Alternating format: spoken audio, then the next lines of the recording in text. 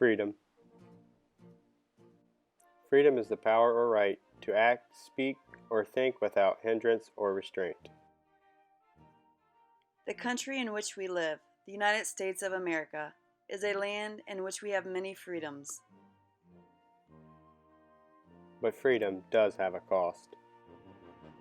We have such freedoms only in thanks to those who risk their lives to make sure that we as a country are free.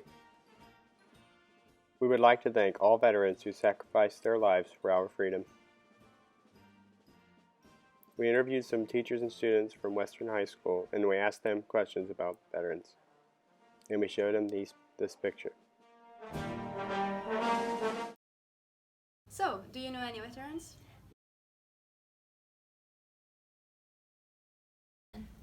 My dad served in Vietnam, and my uncle served in Vietnam and Desert Storm.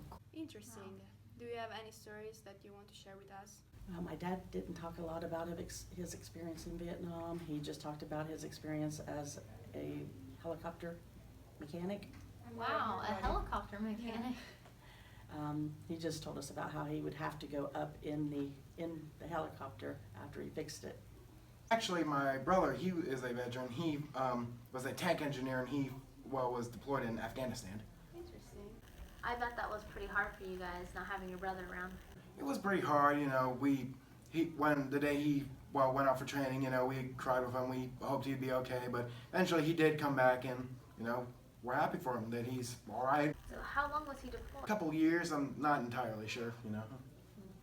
Do you feel that you're more respectful to him now that he's a veteran? Of course, you know, he helped fight for this country, and he helped our troops in Afghanistan with the tanks and such, and I always have been respectful of him, so yeah, I do feel a bit more respect for him.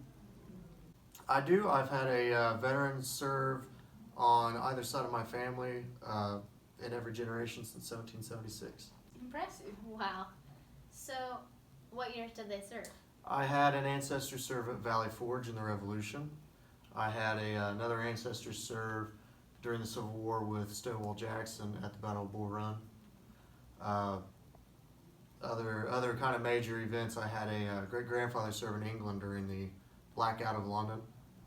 And then I had a brother and a brother-in-law just recently get out of service. So, did they tell you any stories that you want to share with us? I do. I first want to say thank you to all the veterans that are going to be watching this. My grandfather, when he was in England, he would tell me many stories about coming out of the USO establishments, and he remembers one evening coming out of one such establishment and hearing the German Luftwaffe overhead. And he remembers the anti-aircraft fire, and then a V-2 rocket had landed in a playground across the street from him. And he remembers I remember him telling me how dangerous it would have been if it would have happened in the daytime, and how bad that scared him. That would be scary. We're going to show you a picture, and we want to know how you feel about it. It makes me feel kind of sad, you know, for the people in the photograph, you know, it's kind of bad. It makes me feel bad for them. This person has lost his life, and a family's lost a family member. And now some history.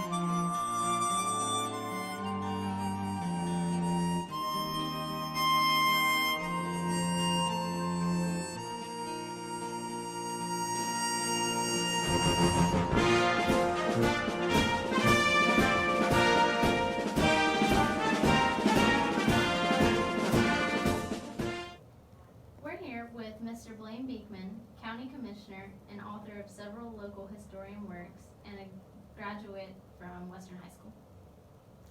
So, what can you tell us about the Revolutionary War? Well, our whole history here in the west end of the county it actually grew from that. Now, they didn't fight any revolutionary battles here in Pike County, but after the war, the land here, the Western Military District, which makes up all of the Western School District and basically all Western Pike County, went to veterans of the Revolutionary War, and that's how it came to be settled. So that's where our past goes back to. It goes back to the Revolution, even though the battles weren't here. This is why we're here, because the people came settled in the Virginia Military District land, which is basically, when you look around, all of this is where we live, and all of it came from there. So that was the part the Revolution had a tremendous effect on us. Then after that, the Zane Trace allowed people to come right through Latham and go up through Morgantown and go on up out of here. So this was basically the route that people took when they came after the Revolution on the Virginia Military District. If they did not come up the Souda River, they came up the Zane Trace right through Latham.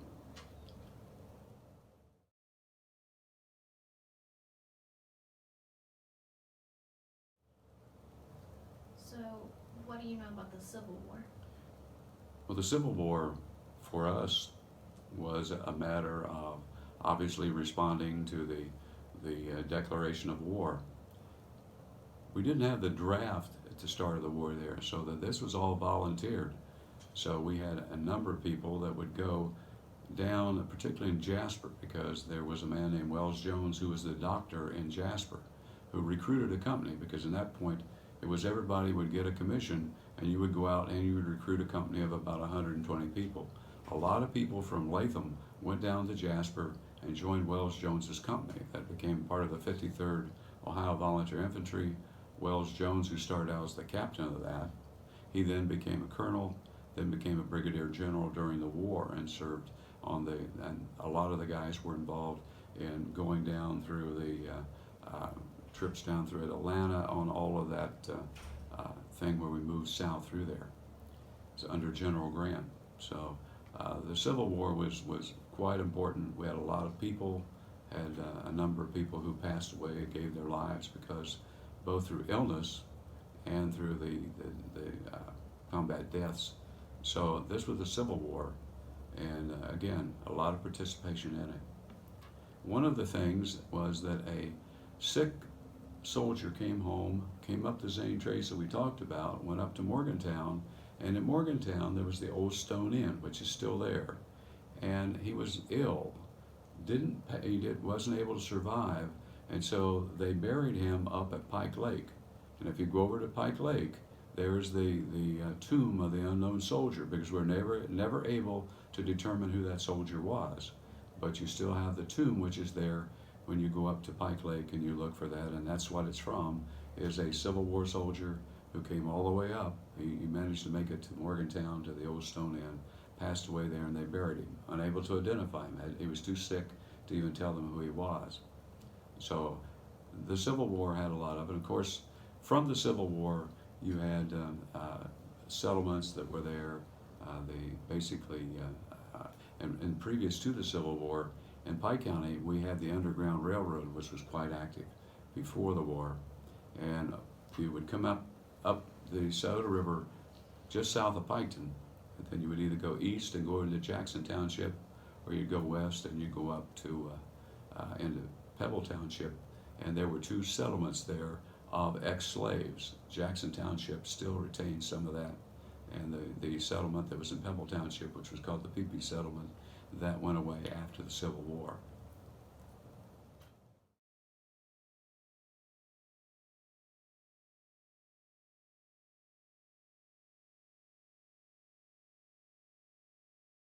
Through World War II, they drafted everybody across the county. Then the same thing in Korea, which didn't require as many people.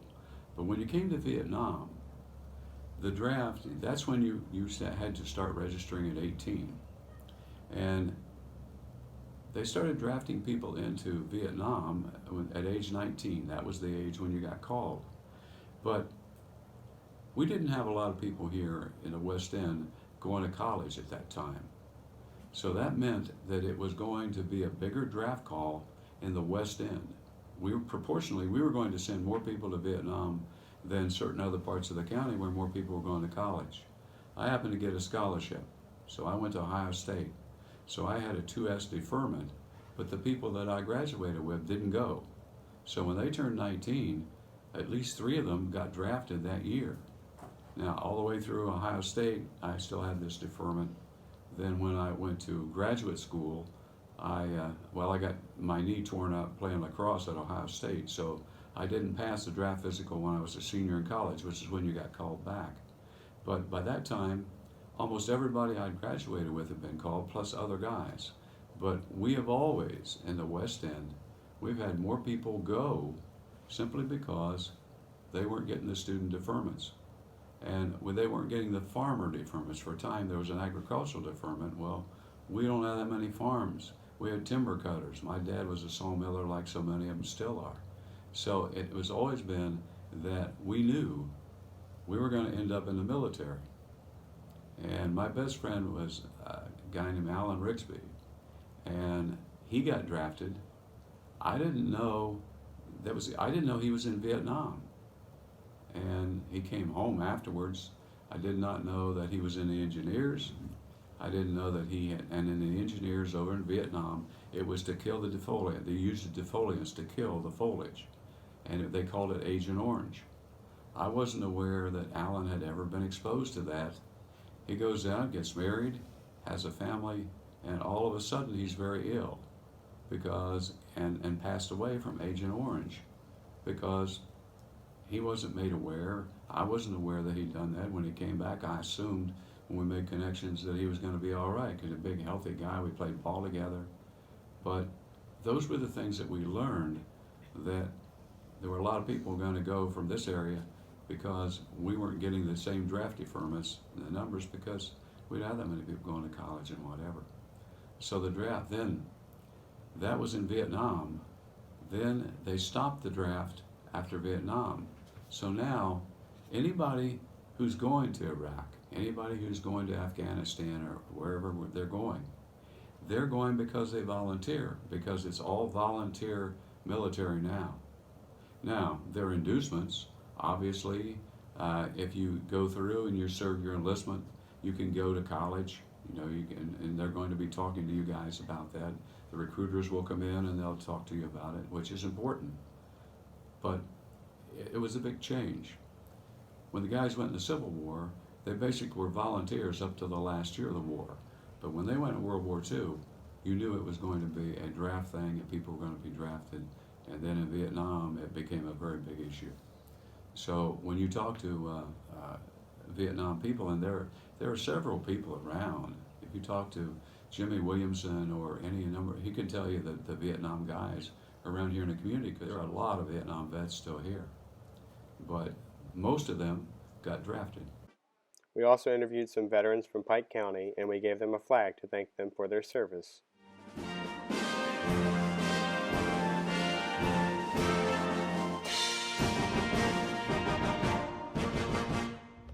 So we know that you are a veteran. So which high school did you graduate from? I graduated from Western in 1962. Okay. And I entered the military in 1963. I was drafted because I volunteer draft. And I spent 3 years in the Army, mostly stationed in Germany. And my Army career lasted about 1968 through the Army Reserves. And I was in during a Vietnam era, but was never called up to Vietnam on active duty. I got out of the service in '68 and had a delay in service time until 1984. And I joined the United States Air Force in Rickenbacker. And during that period of time, I was stationed in one big operation, and we called it the Persian War or Gulf War. It was actually a complex operation that started in August of 1990, and it was a two-part program. The government said that it was called Desert Shield, Desert Storm. I got called up in the Desert Shield part of it while I was stationed at Rickenbacker with the 40th Apps. And we had to go serve.